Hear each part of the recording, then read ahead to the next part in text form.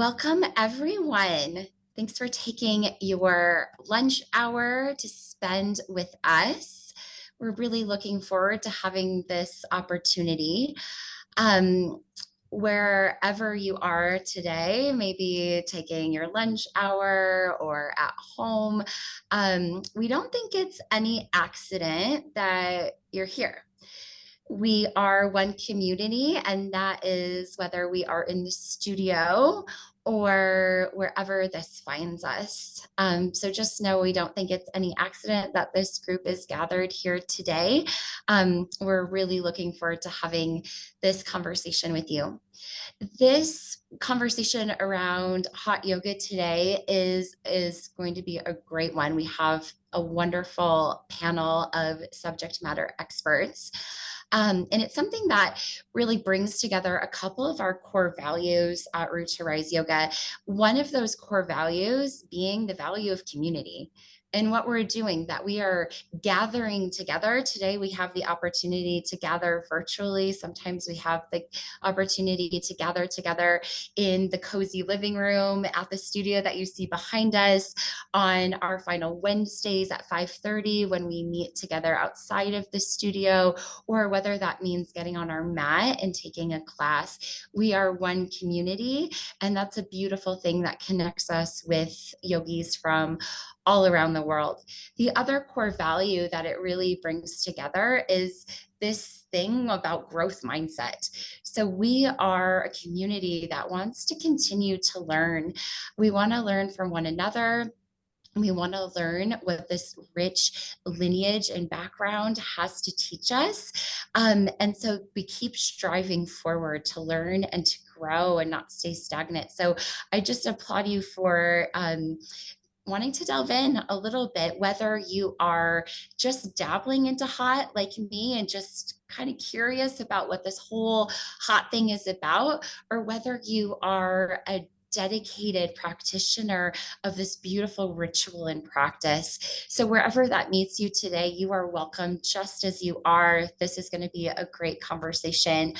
I would love for our panelists, Andy, Kate, and Lindsay, to spend a moment introducing themselves, telling us a little bit about their background, what led them to hot before we kind of kick things off. So Andy, do you want to take it away and just do an introduction? Yeah, absolutely. So my name is Andy. I am the owner and founder of Roots Rise Yoga. And I opened the studio 5 years ago, and really with the intention of becoming a yoga student. And of course, it's been a crazy ride, but that we'll have a different conversation. These days, I mean, everybody knows I'm pretty loud about it. I have developed such a deep sense of admiration and curiosity around the hot yoga practice because of what I see every day in and out, being in the studio for these past 5 years. And so I have always asked myself from the beginning, what is it about the practice that keeps bringing people back?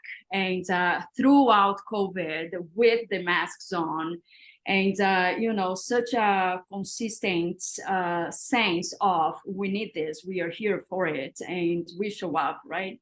So I have always been super curious about it, and these days I have a much better understanding through teachers and members, but also my own practice. So these days I practice hot yoga, I would say 5 or 6 times a week, and we'll dive deeper into that, but love it.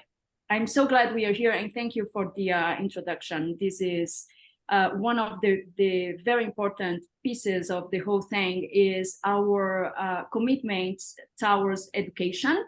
I do want for us to have more of these conversations and really keep the growth mindset active, and so this is great. Thank you, everybody. Thank you, Andy. Kate, will you do an introduction of yourself and your background with hot yoga? Yeah. Thanks, Katie. So I'm Kate Gulick, and I started practicing hot yoga about 23, coming up 24 years ago. I've been teaching hot yoga almost 14 years, and I discovered hot yoga for actually a few different reasons. The biggest was I was an avid runner at the time and doing a lot of marathons, and uh, guilty of not stretching appropriately and taking the time to counterbalance what I was doing as a runner. And so I kind of just stumbled upon yoga, and I also I gravitated. I was practicing all different kinds of yoga as a way to decompress from the running, but I really found myself pulled to Bikram, and I liked the mental challenge of it.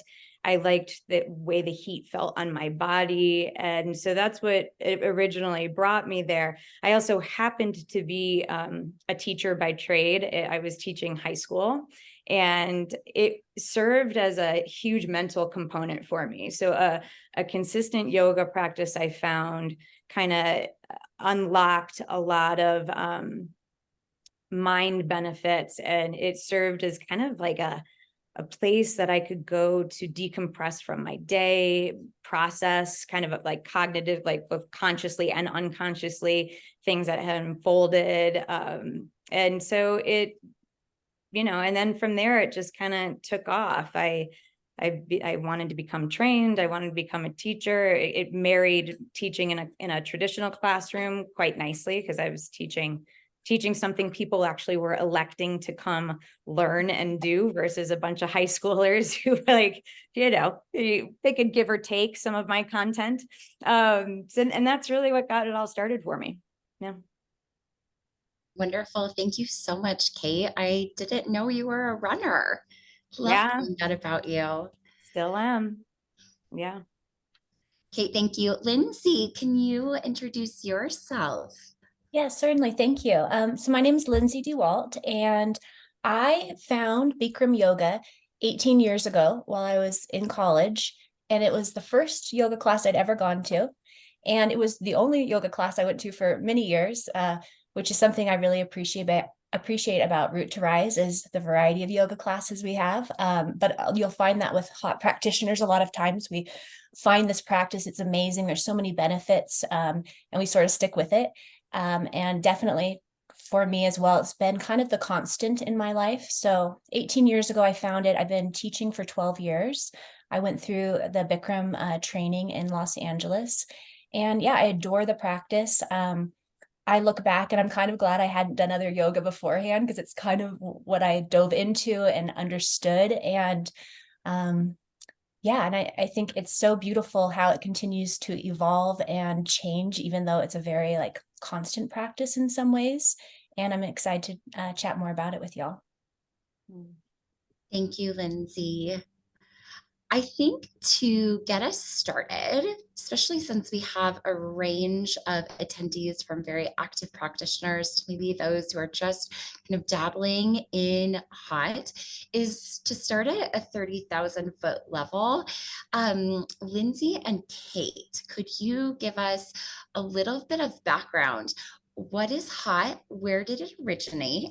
And then I think we'll kind of pick away at what is the difference between a Bikram style versus other hot styles of yoga. So maybe just the origins to start.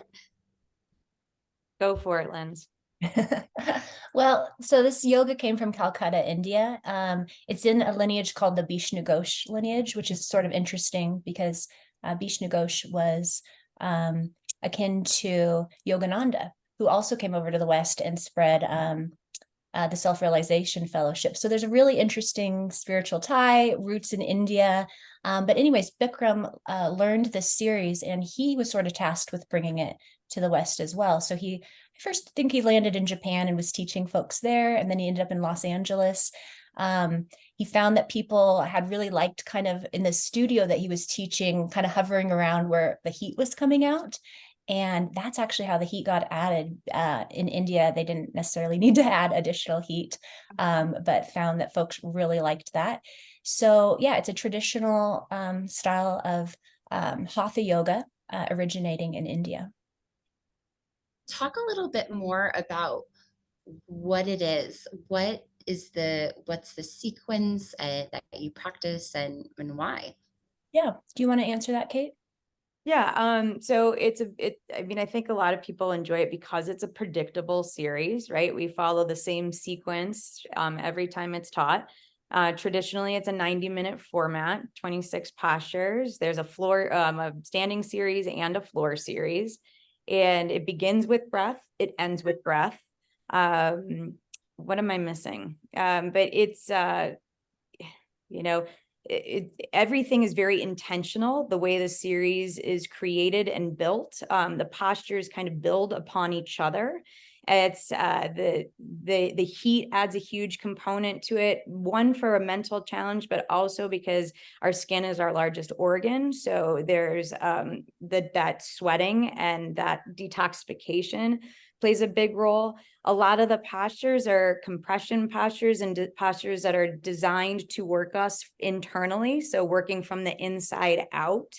There was like a saying during my training that you're only as healthy as your organs. And so a lot of what we do is intentionally tapping into different anatomical systems. Lindsay, you want to build on it? Am I missing anything? Yeah, it's about bringing oxygen into the Yeah. cells. We use compression and then release. So we compress through contraction, and then we'll have shavasana or standing in stillness. And then we think about the blood flow rushing into that area. So one thing that you'll really see as a benefit of this type of yoga is increased circulation. Yeah. It differs from other types of yoga in that it's not a flow. So a lot of folks know of vinyasa, where they're doing sun salutations and sort of constant moving. We'll do a posture. We want to hold it there in stillness, ideally, breathing normally, and then we'll release that posture, take a breath, move on to the next one. So that's the hatha aspect of it versus vinyasa. I think that is maybe a great place to head is building on the idea of like what are the benefits of the practice and why do people choose to practice hot? Yeah, one of the huge benefits is, as mentioned, increased circulation. With this series as well, where it's really like wait until you're cued and you're being cued through each aspect of the posture. There's a lot of mental reprieve taken off of the practitioner, in that they're really guided step by step, moment by moment through their practice. And in this way, kind of the tumultuous mind can kind of subside when folks sort of lean into that. And oftentimes I think that with practitioners, they might not even notice that's happening at the beginning, but they're still getting that benefit. They get really focused. We use mirrors in our class. So you are cued to look at yourself in the mirror, to focus on one spot, which also helps the mind in that same way. So it's a very meditative practice.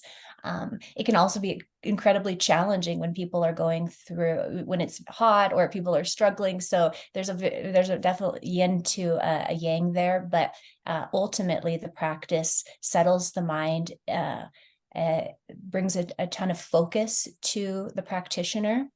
And just allows them to kind of turn off their own internal dialogue for the time that they're in the room, which I think is one of the mental benefits. But maybe, Kate, you could talk more about the physical benefits. Yeah, I mean, there's a ton. I mean, gosh, there's so many, and it's a delicate balance between the benefits that it offers that are intangible and then the physical benefits. But it does, I mean, there's a ton of documentation around strength and flexibility. It increases lung capacity. So as Lindsay's talking about, all that breath work that's involved in it. I think the studio all together did the book club Breath by James Nestor. And there's a lot in that book that talks about why we breathe and how that promotes a lot like longevity and a healthy life. One of the big things about hot yoga is that it's intake through the nose and out of the nose. So it really promotes nasal breath. So lung capacity is a big piece. That breath component is a big piece. We build a lot of strength and flexibility. There's a lot to be said about increasing healthy posture. So alignment plays a big role in how we kind of deconstruct each asana. So we're increasing healthy posture. There's a lot of evidence that suggests it helps build low back strength. There's so much balance in each in the series itself. And what we know about balance is that it actually does increase your the span of years that you live. It promotes longevity. It is a huge core strengthener, low back strengthener. There's a big cardiovascular piece to the posture. I mean, when I say anatomical systems, I mean, every single anatomical system is impacted impacted on some level. And that ranges from respiratory to reproductive to vascular, I mean, circulatory. It's quite vast. So there's a lot of different, I mean, we could probably do an entire webinar on just, the benefits of that alone and talk to that about for hours, but that touches a little bit on things. One thing that Oh, sorry. I was going to say, one thing practitioners really like is the detoxifying aspect. So it's really good for the skin, for the organs to sweat that much. And folks really like to get that sweat for sure. Yeah, you absolutely walk out with a glow for sure. Andy, as a regular practitioner of HOT, do you want to add anything that you've personally experienced as a benefit to you? Sure, and I would add regular practitioner, but beginner too. It's been I think it's been 1 year since I have been a regular practitioner. So I consider myself to be a total beginner, which I think has been really good too, just for our community and all, because one of the things, deviating a little, but just talking about the studio itself, one of the things is that we are such a welcoming community, and I think that's one part of it is because I am a beginner too, right? So it's very approachable. And so I have been practicing, I think, for 1 year, and I crave it. I don't know what else to say other than I think that I'm these days one of the hotties, as I call them, to say I would really seek the practice if the studio was not a thing. I benefit a whole lot from. It feels to me that is helping. And also I'll just say, because I know I'm not the only one, I'm going through all kinds of things because of hormone imbalance, age related and women related. And the HOT has been incredible for that too. I absolutely can tell. Oops. This is a planned universal broadcast. Yeah. Everyone experienced. Okay. Sorry. Yep. We're all good. It was a planned thing. They're just testing everyone's emergency response system. So we are all here. We're all good. But anyways, the I feel like it's extremely gentle and good on my joints, and the I don't even know how to say this. I feel my body going from being or experiencing a lot of inflammation to not within 1 hour of practice.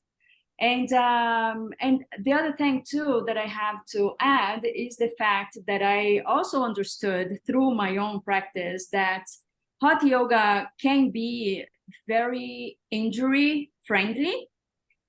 Because of hormone imbalance, I'm also experiencing I have a back issue right now. And it's amazing that I can still get into the practice and not only keep exercising, with my back the way it is right now, but also making it better. So and there are other styles that, as in right now, I have had to totally step away from. So that's another thing that I think it's so unique about the practice. It really supports you through, you know, injuries and some things that we go through. So it's been very healing for me, and I am still extremely curious, and I'm so happy to sit here with you guys because I'm learning as you talk about it.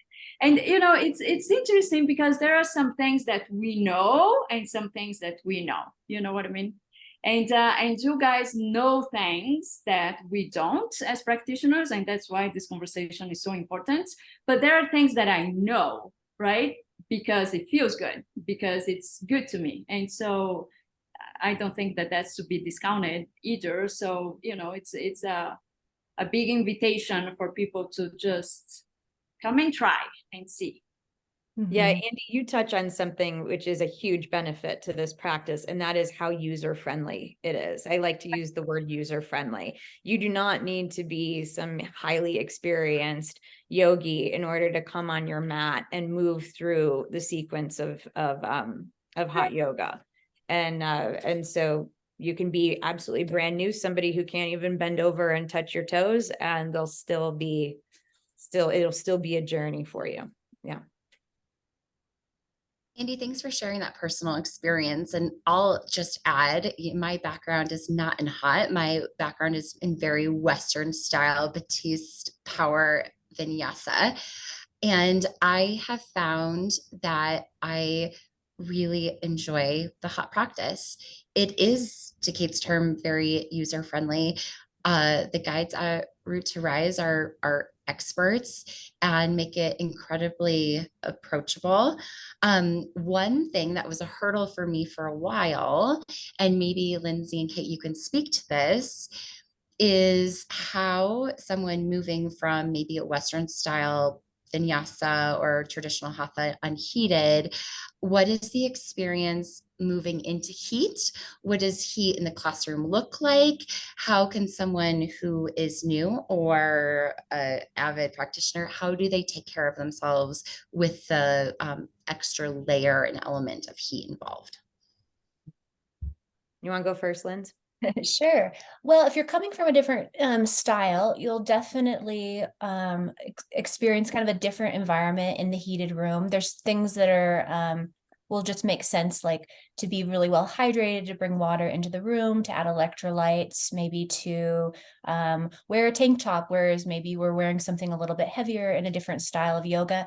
But I think I would just ultimately bring it down to one tip, which would be just to be open. And I think that that's what we also are looking for in yoga practice in general, because this style is different. It's really unique, but you will be guided the whole way. Is just to be open to that and to bring in a beginner's mind if you're transitioning into a hot style. And then if you have questions, that's the other thing that I should stress more, and I think is really important to tell yoga practitioners, is ask people. We should be having a dialogue around it, which is why this is so great, because a lot of times I have people come to class, they leave, and I've never heard a question, but ask questions of your teachers. They're really happy to share that. Whether they've just taught the class or you see me practicing, you can always stop me in the studio. I'm sure Kate would agree as well. We love to talk about hot yoga, so ask us your questions. Yeah. Yeah, I mean, gosh, I wish there was some sort of playbook on how you adjust to the heat and what to expect on that level. And there just simply isn't, right? Because every body is different. And how you come into that room, Lindsay hits it head on. It has to be approached with a growth mindset, with an open mindset, and to know that the heat is there as a component to work with you and for you, not against you.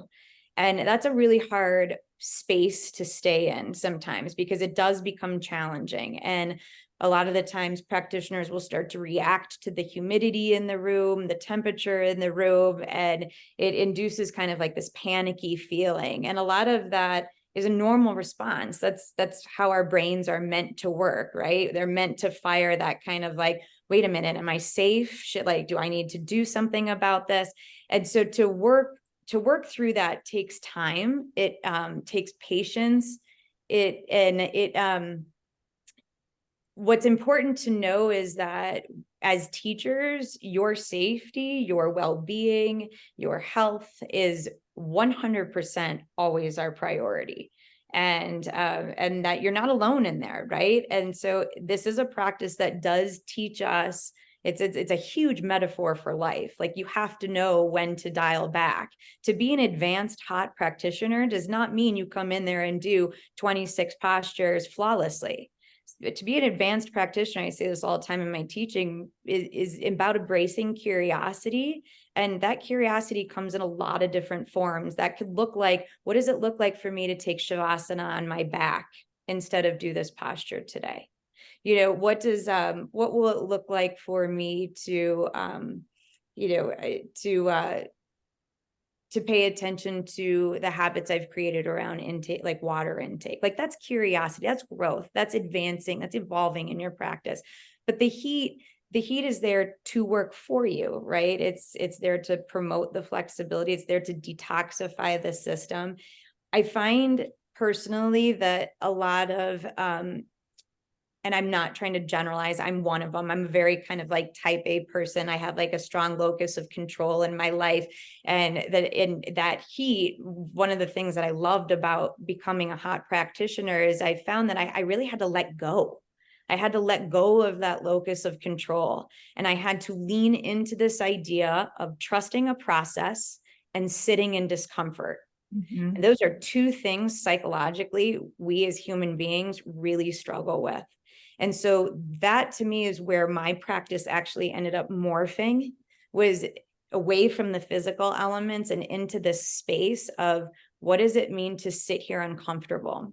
And what does it mean to have to let go of this like locus of control and trust that this process is going to unfold in a way that's going to serve and benefit me? And so if you can lean into that, I think it gets a little bit easier.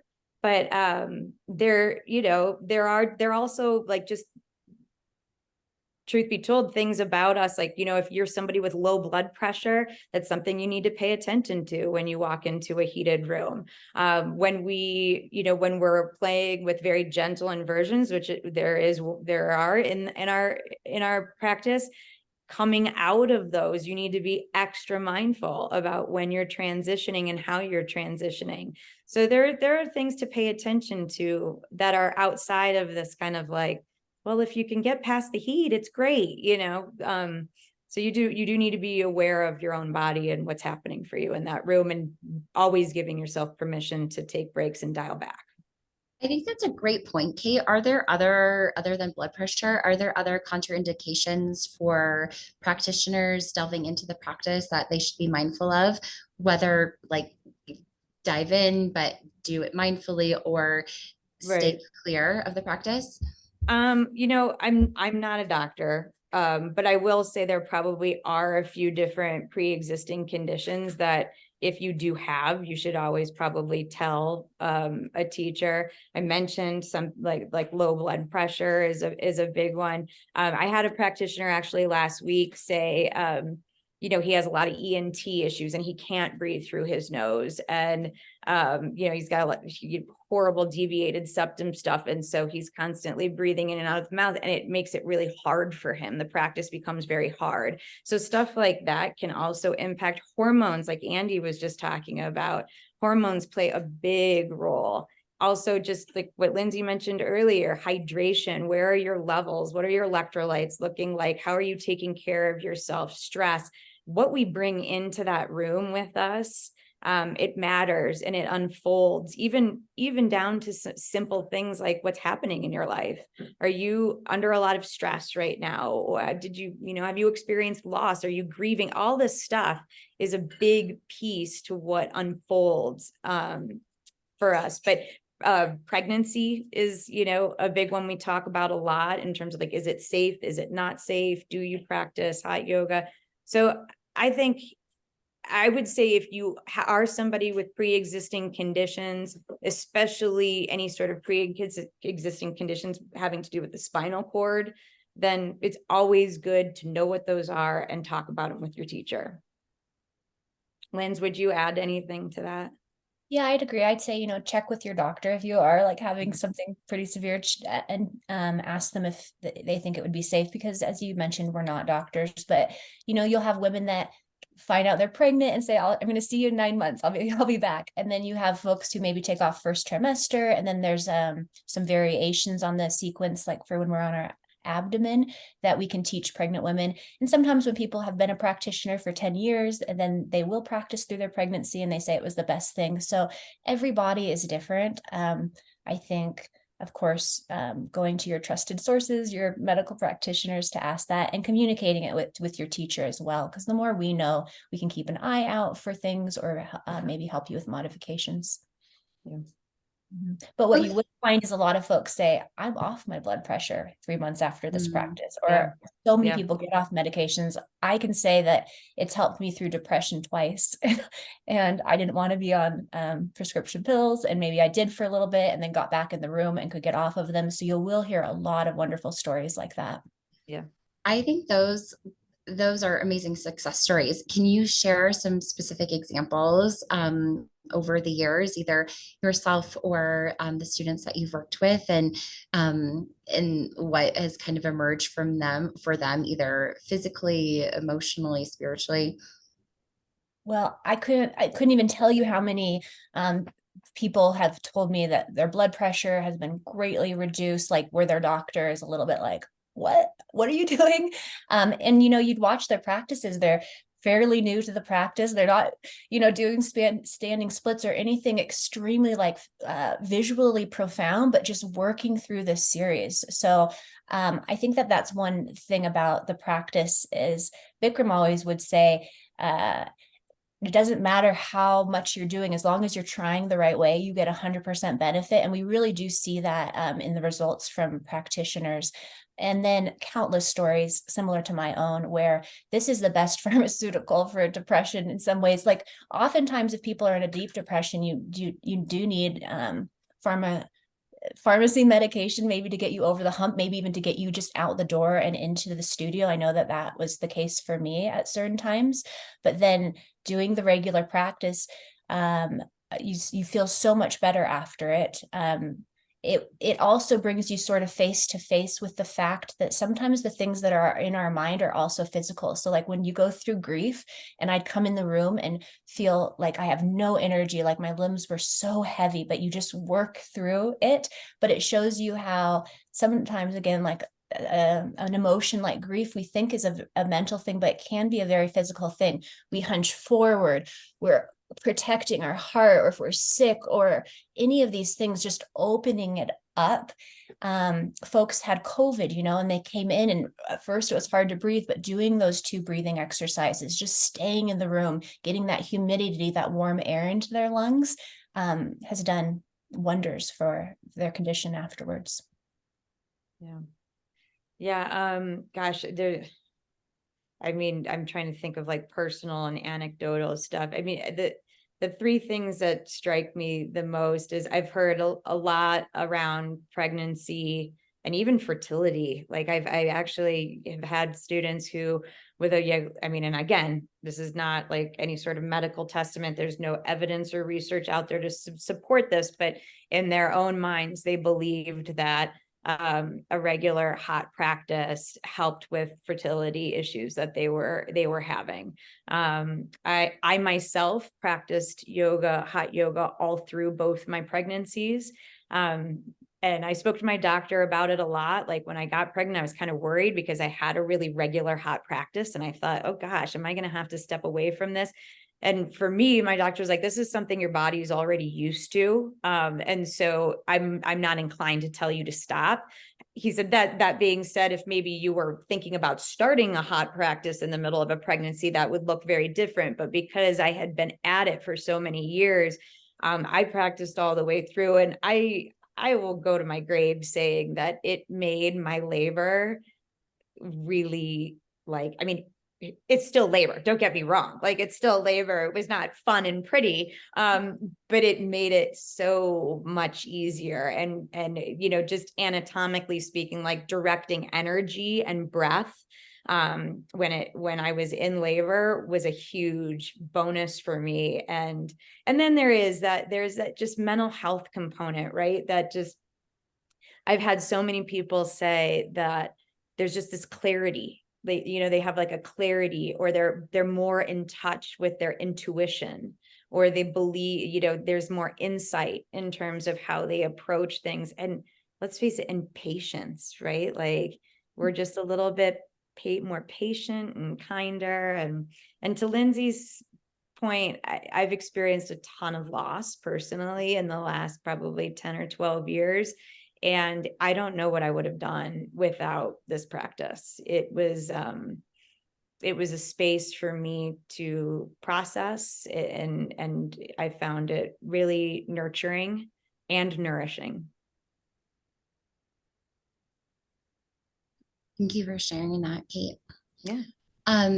One kind of moving gears just a little bit.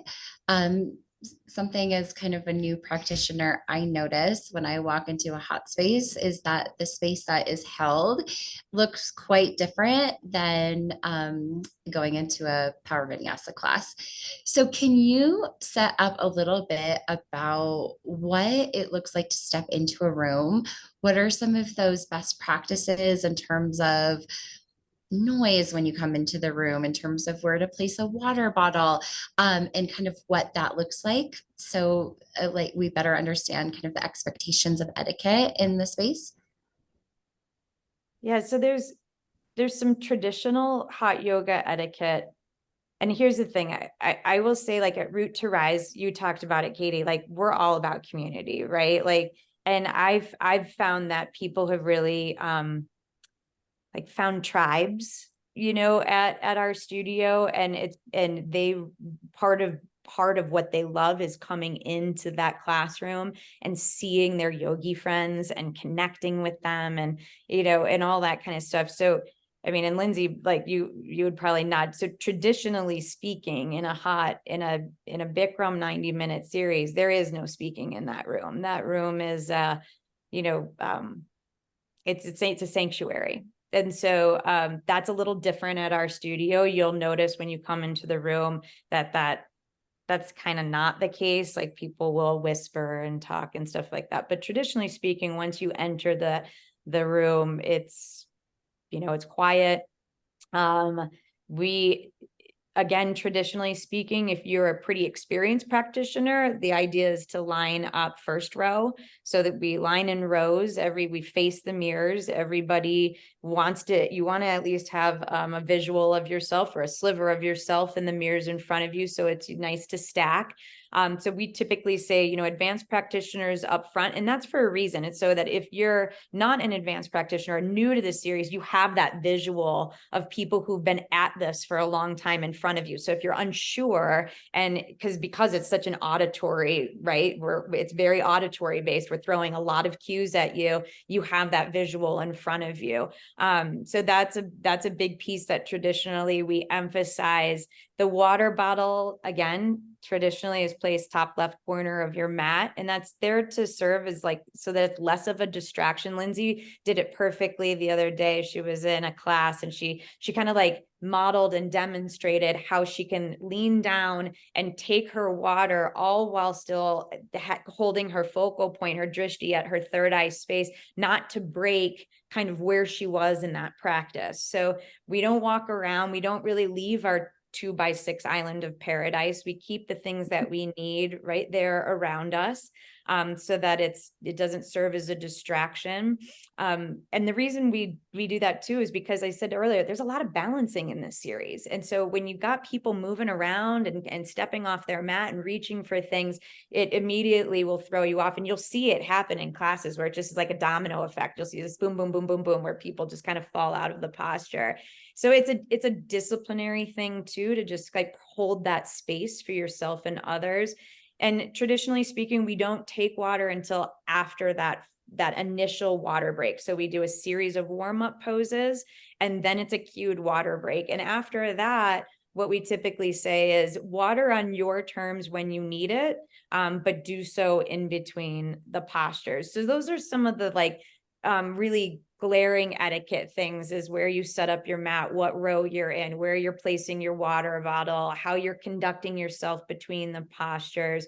I'm a huge stickler about wiping sweat. So because I was traditionally trained, that was not something at that time. And I don't know if it changed or anything. Lindsay, was it the same with you, where you just didn't wipe sweat? Like the sweat that's happening is serving as a cooling agent for your body. It's your body's way of maintaining homeostasis. The reabsorption of that sweat is super beneficial to us.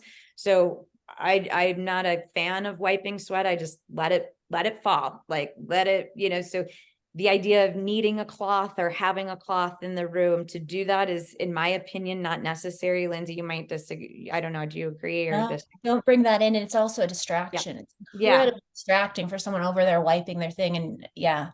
Mm-hmm. Yeah. So if Also, you using a grip with a little bit sweaty, it makes us work harder. And so that was part of it as well. There's one posture, standing head to knee, where traditionally they say wipe your hands, pick up your foot.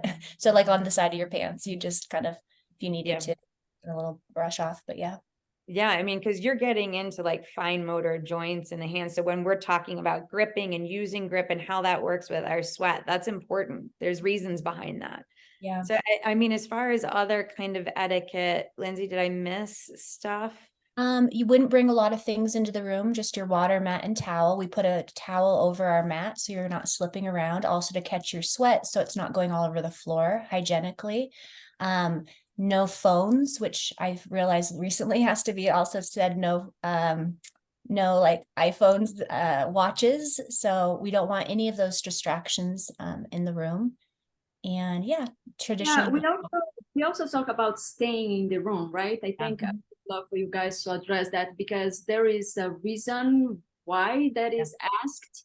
And so Yeah. I mean, I kind of just touched on it in terms of like your body and homeostasis, right? So as that heat builds, and both internal and external, your body's working to, maintain a balance within you. And so to leave the room, you're going into some like drastically different temperatures, right? Which can be really kind of like, whoa, shocking to the system. So that leaving and coming back actually is doing you far more of a disservice than if you were to just stay in there, like lie down, even if it means you're lying down for the rest of the class. Like, great, like to listen, maybe watch, just take in what's happening around you.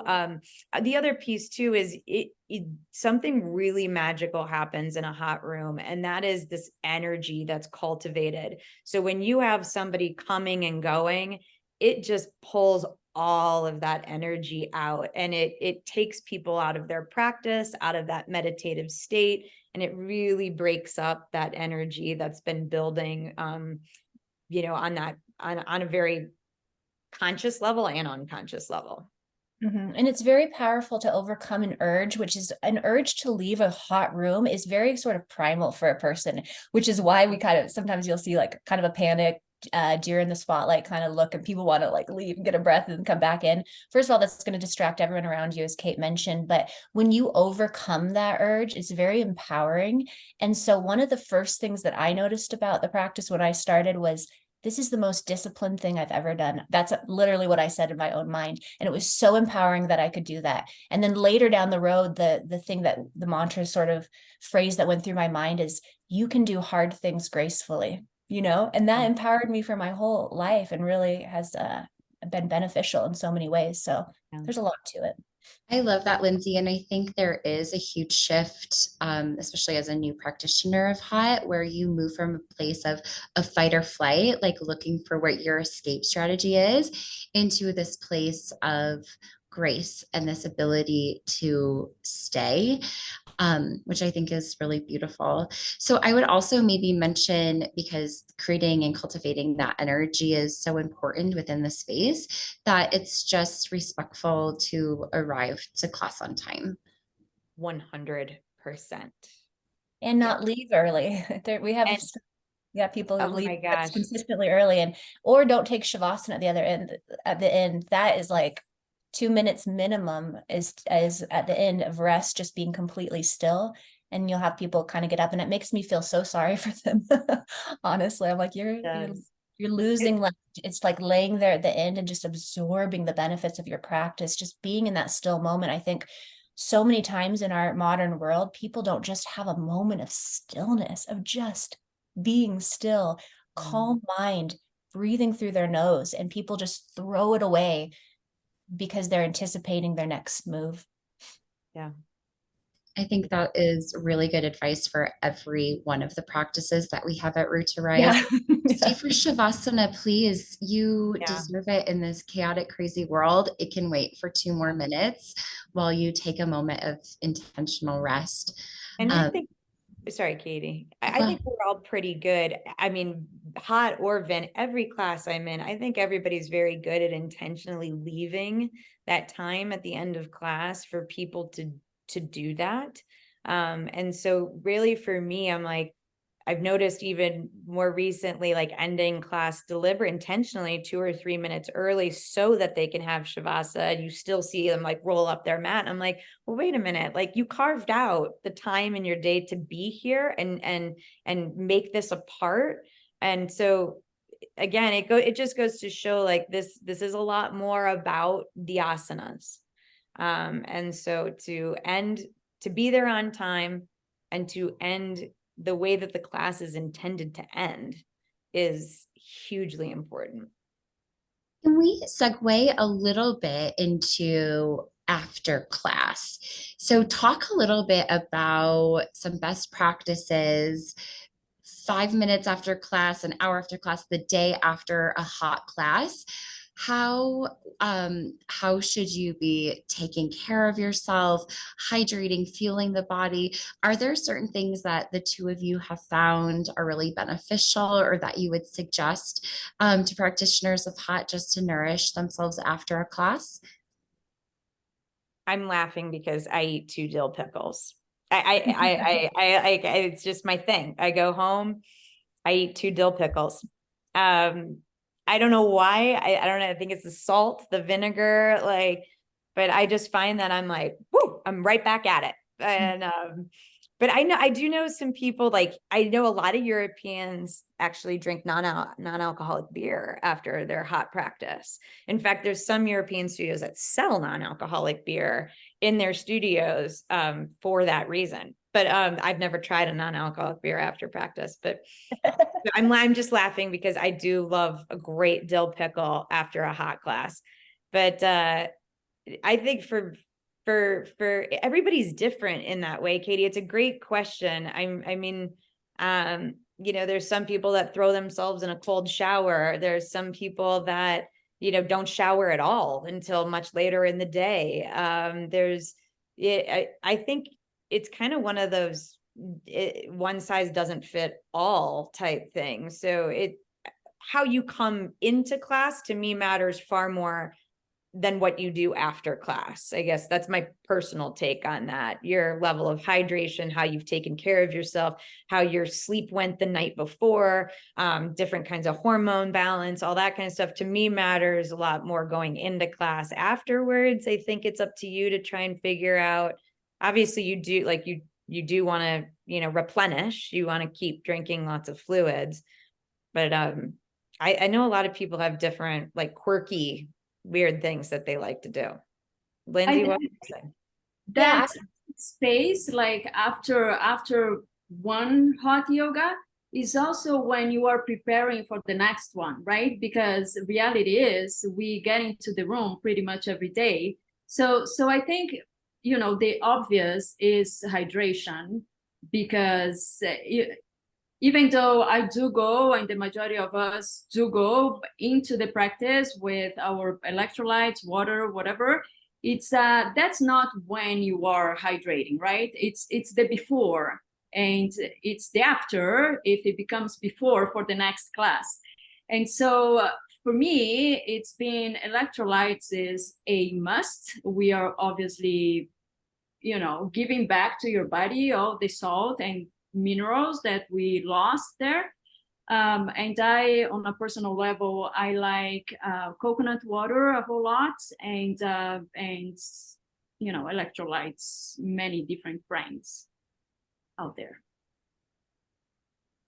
I taught at a studio in Kenya, and they would make the students a little drink after class. They'd all be on they had a juice bar in the studio, and it was water and honey and lemon and a little bit of salt. So that's kind of an easy make your own electrolyte. But the thing that I found over the years is that your intuition is high after this practice. So I would teach, take class, leave, hit the Trader Joe's or actually the natural grocer on the way, and I'd stop, and I always found it was so interesting. I'd go in, and I've liked kombucha for many years, but sometimes I thought I'd look at the kombucha and just nothing would like spark inside me. And I keep walking and I see blueberries and I just had to have them, and I'd buy them. And I thought, this is so amazing. Like, our bodies do that. Think about women in pregnancy. They crave certain things, right? I think we all have that, but a little bit, it kind of gets shoved down sometimes. But I always found like my post yoga clarity was there, and it would kind of lead me to like proper foods. Or sometimes you have tons of energy after class, and sometimes you want to go home and take a nap or a bath. And so over time, I think, and maybe right away, I don't know, it's been a while for me, but that will develop with the class, and you'll just naturally want to have things that you do need and that do nourish you. I can say I've never come out of class and craved a chocolate bar, but maybe some fries. So there's the salt. Or two pickles and an NA beer. I love it. I think that's wonderful, Lindsay. I think that is amazing that we can start to lean into that intuition and that kind of inner teacher, and take a moment to listen and see what the body needs. Looking at the time, I want to allow a few minutes for our attendees to ask their pressing questions of this wonderful panel.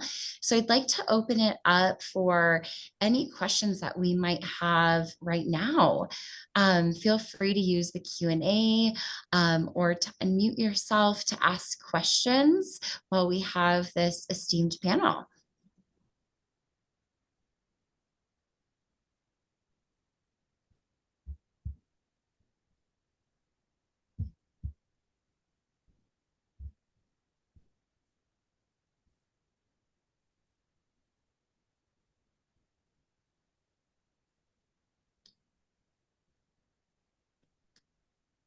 Have we covered it all?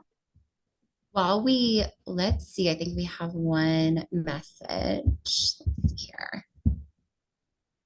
Ooh, this is a good one, you guys. How does the hot yoga community look different than the non-hot community? Good question. They're sweatier.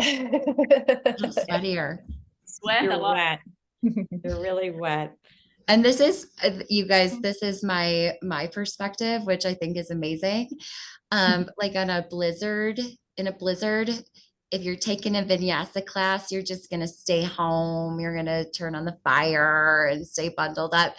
If you're a hot practitioner, from my perspective, you're going to like schlep on your skis, put on your parka, and you're going to be at the door at 5:59 a.m. for your 6 o'clock class. Like you're gonna get there. So what I see is a ton of discipline in our hot practitioners, like a really beautiful level of discipline that I would like to aspire to in my own personal practice, which I think is really noble, because we see in every weather, everything that could happen, whether like Andy said, during COVID, people practicing in a hot room with masks on. It's a dedicated discipline practice. And I really admire that about our hot practitioners at Root to Rise. It's also the fact that, for example, if you were to do a vinyasa practice, you actually can, you could turn your, you can do it in a live stream version of it, right? For the hot practice, you actually have to go to the studio, right? Because you cannot create the conditions that we have in the studio at home, right? So I think there is that aspect too of, you know, you must go and, you know, do it at the studio that is offering. And in our case, you know, just a parenthesis, we have forced heat, we have humidity, we have infrared. And so, you cannot just create the conditions at home. And so I think that is also a big, calling to the hotties to be at the studio. Absolutely. Another really good question. Thank you, Daniel. Do you feel that Bikram yoga can be considered as a recovery activity when paired with other types of training? And then the inverse, do you feel like you need recovery from hot yoga? I don't think you should need recovery from it. This practice, and traditionally Bikram would say this is one of the only activities that gives you energy. And the thought process behind that is that we're bringing so much oxygen to the cellular level of the body that you should leave with a little pep in your step, whereas other activities can deplete it. Like going for a long run, you're definitely depleting something. Now you are probably going to feel tired after your first few yoga classes, but over time you will start to feel that really energized aspect of the practice. Like whatever condition you come in, you are leaving with more energy and feeling a lot better. I think it's a great thing to pair with other activities, snowboarding, running, whatever they are. Yeah, I think that was a really good question. Yeah, I mean, I like I said at the beginning of this, one of the reasons I found this practice was to accompany, a form of exercise that I was doing repetitively and a lot. So I think a hot practice is a beautiful accompaniment to any other kind, whether you're a biker, a runner, a tennis player, a skier. I'm a huge proponent for really diversifying your physical activity in life. I think it's really important that you keep all different muscles going. Like I'm a parent of kids who have been raised in this like single tracked athletic mindset that's happening, that's taking over the world right now. And that's a whole nother webinar, but so it's resulting in a lot of injury in our youth, like adult injuries. And so I think like the more you can diversify what you're doing on a physical level, and that also includes like, I know we're here to talk about hot yoga, but I would love to see hot yogis try on more Vin classes and sculpt classes and diversify their yoga even, because there's a lot that we do in the hot sequence, but we don't get into everything. And there's a lot that our other classes do get into that are dormant muscles in the hot sequence. So even partnering other styles of yoga is hugely important. I do think there's a recovery aspect after a hot class.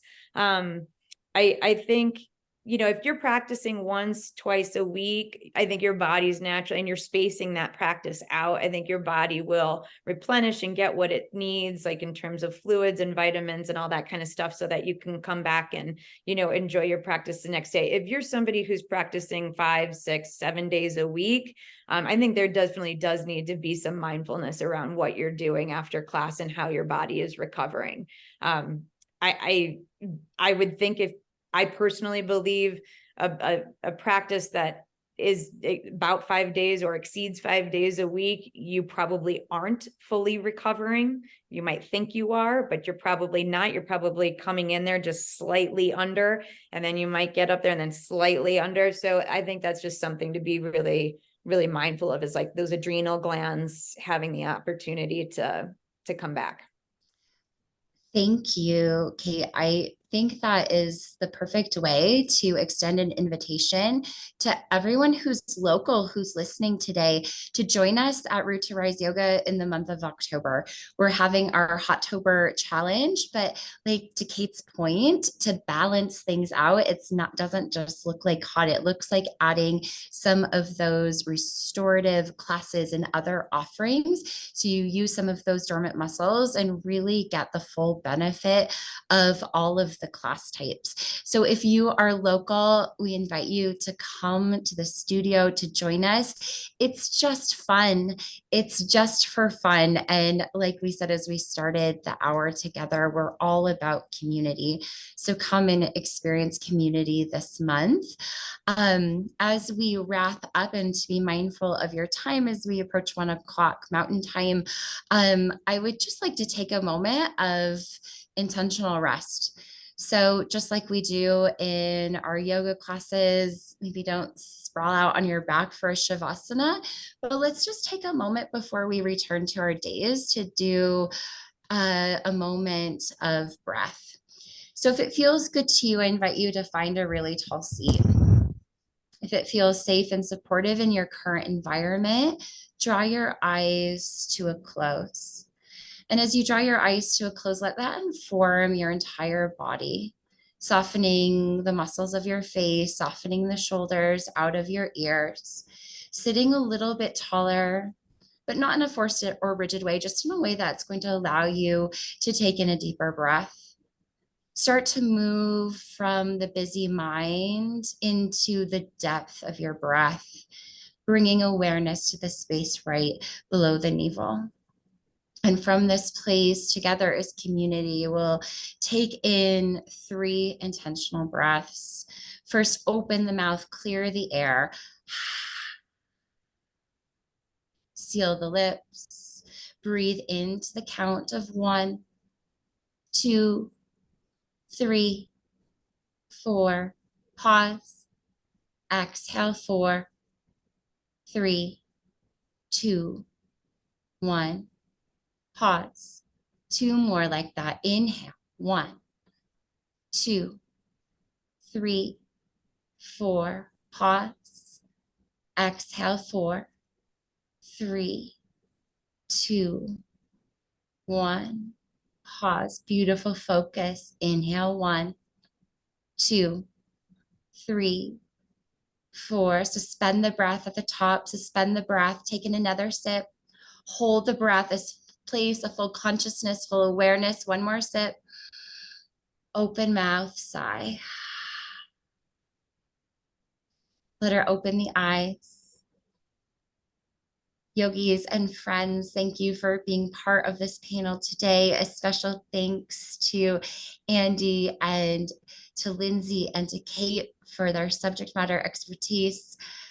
It was such a joy to share this hour with you. We look forward to connecting again as community very soon. Happy Wednesday, happy Hottober at Root to Rise. We look forward to seeing you very soon. Take care and namaste, everyone. Thank Namaste. you. Namaste, Katie. Thank you.